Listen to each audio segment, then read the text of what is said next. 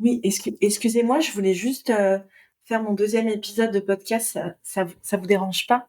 Je voulais faire mon épisode de podcast sur la peur de déranger, justement.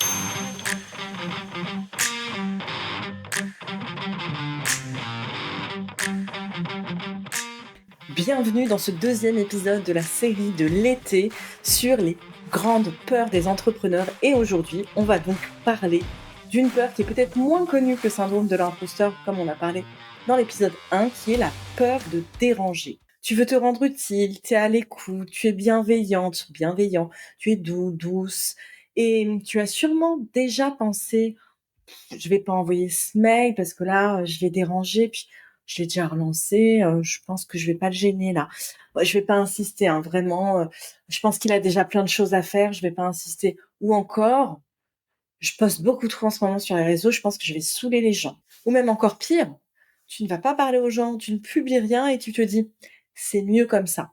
Résultat, tu te sens transparente, tu t'effaces, tu communiques parfois, mais presque en t'excusant. Et pourtant, tu as vraiment, vraiment envie d'aider les gens et tu as vraiment envie d'aider ton entreprise et d'être épanouie. Mais cette peur d'embêter les gens te pousse à rester invisible. Le problème, c'est que ton entreprise, elle a besoin que tu existes, qu'on sache ce que tu proposes, ce que tu vaux, ce que tu offres. Et si tu t'excuses d'être là, personne va venir vers toi. Pas parce que ce que tu proposes n'est pas bien, mais juste parce qu'en fait, les gens, ils sont pas au courant. Ils sont pas au courant soit que tu as une entreprise, soit ils sont pas au courant même de ce que tu fais. En fait, personne peut te trouver. Donc, ne va pas faire un pas en avant en communiquant un petit peu, puis 3 pas en arrière en redevenant invisible.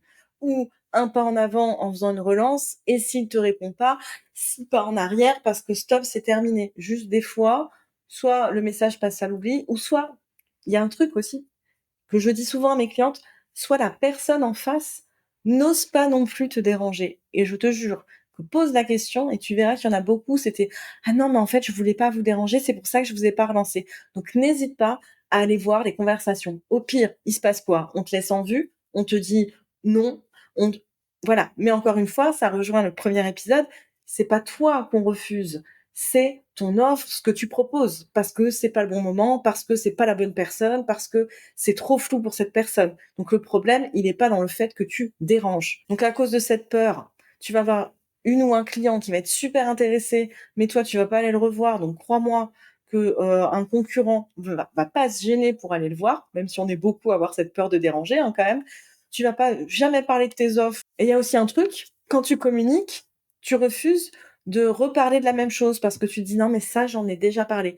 Sache que il n'y a que alors il faudrait demander aux pros CM, community manager, eux ils savent, mais dans les statistiques, je crois qu'il y a que 10% de tes abonnés ou non abonnés qui voient tes stories ou tes publications. Après, il faut aussi partir du principe sur les stories qu'elles ne restent que 24 heures. Donc en fait, il y a peut-être la moitié des personnes qui n'ont pas vu cette info. Donc ne pas hésiter à le redire, à le redire. C'est le marketing. J'en parle aussi dans mon épisode le marketing, sur le marketing éthique, où en fait, juste à un moment donné, moi, il y a la moitié des personnes que je suis, je ne vois pas leurs publications. Donc tu peux reposter, reposter, reposter, reparler de la même chose, tu ne vas pas te déranger. Au pire, tu déranges, les gens, ils passent leur chemin, puis c'est tout. Et cette peur, elle se traduit aussi par le fait que tu vas t'adapter à 200% aux autres. Mais du coup, et toi alors? Tu vas pas un peu t'oublier en faisant ça? Parce qu'il faut savoir que prendre ta place, ça va pas être voler celle des autres. Toi, tu es là et tu montres ce que tu as à offrir. Donc, je vais te dire, moi, ce qui m'a aidé vraiment à sortir de cette peur de déranger. Parce que oui, cet été, je te parle des grandes peurs. Mais tu crois que je sais t'en parler pourquoi? Parce que toutes ces peurs, je les ai ou je les ai eues également. Donc, la première chose, me rappeler que je ne vends pas une pub, mais que je propose une solution. En fait, je ne suis pas là pour vendre, je suis là pour aider. Les gens, ils vont pas être dérangés quand je propose de les aider. Donc, ils sont dérangés quand on leur impose quelque chose dont ils n'ont pas besoin. Là, ils ont besoin de cette chose, donc ils ne sont pas dérangés. Tu vois un peu cette prospection froide parfois qu'on reçoit dans les messages privés. C'est pas ça dont je parle. C'est d'une discussion. On vient vers toi, tu discutes, tu proposes, même pas tu vends en fait, tu parles de ton offre, tu parles de ce que tu sais faire. Tu proposes un accompagnement, un service, une transformation. C'est pour ça que c'est très important dans ta communication de ne pas parler de moi je fais ça, je fais ça, je fais ça. C'est pas le comment qui intéresse les gens, c'est la transformation qu'ils vont avoir en prenant tes services. Parce que si tu t'adresses à la bonne personne au bon moment et que du coup tu apportes une vraie solution, bah tu vas pas déranger en fait. Tu vas juste ouvrir une porte. Après, cette personne est libre de franchir cette porte ou non. Donc, change ton intention. Tu ne forces pas. Tu proposes et tu restes disponible. La deuxième chose, c'est de créer une communication qui te ressemble. Ce qui dérange, c'est rarement le fond. Ça va être souvent la forme, comme de ce dont je parlais sur la prospection froide. Genre, t'as rien demandé et on vient te dire, ah bah tiens, je l'ai eu il y a pas très longtemps, on vient te dire, tiens, je vais refaire tout ton Google Ads. Mais à quel moment je t'ai dit que je voulais faire ça? Enfin, ça, non, c'est no way. Tu vas pas aller voir n'importe qui pour te proposer n'importe quoi. Donc, si dans la forme ça te ressemble pas, bah en fait, tu vas jamais réussir à vendre et tu vas pas aimer communiquer. C'est normal. Parce que tu as adopté un ton qui n'est pas le tien, parce que ça te donne la sensation de forcer. Mais si tu parles avec tes propres mots, comme je suis en train de le faire actuellement, ton énergie, ton éthique, bah là, tu vas créer une communication qui te ressemble. Tu vas attirer aussi des personnes qui aiment ta manière de parler, donc qui vont aimer ta manière de travailler. Parce que c'est comme ça aussi, c'est un feeling qui se passe entre toi et la personne en face. Tu n'es pas là, effectivement, pour manipuler, pour qu'ils achètent à tout prix. Donc vraiment créer une communication qui te ressemble. Et la dernière chose pour dépasser ta peur, c'est t'autoriser à exister pleinement. Encore plus dans ton entreprise, mais même en général. Là, c'est vraiment un travail de fond. Parce que si tu as peur de déranger, c'est peut-être que tu crois que ta présence est en trop, tu as peut-être des choses à régler, que tu devrais être plus discrète, ou souvent que tu n'as pas assez d'expérience. Et donc, tu vas pouvoir t'autoriser à vivre pleinement, encore une fois, en ayant une structure dans ton entreprise.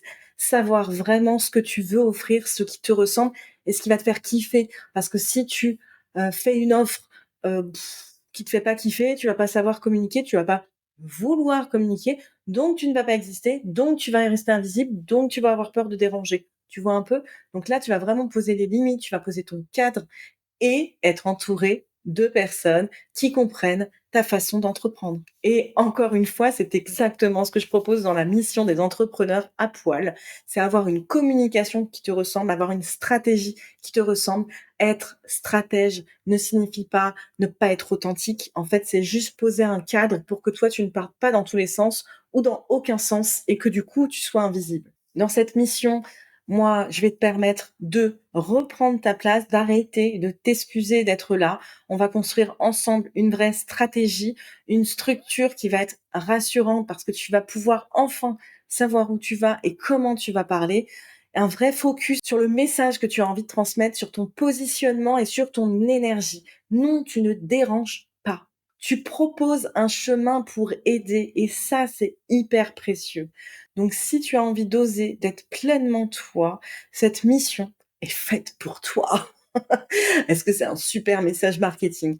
Non, mais là, on va vraiment travailler donc sur la structure, sur ta communication à court terme, c'est-à-dire les réseaux sociaux, sur ta communication à long terme, c'est-à-dire un podcast comme je suis en train de faire là, une chaîne YouTube comme je fais aussi. Tu peux faire aussi un blog, il y a énormément de choses qu'on peut construire ensemble.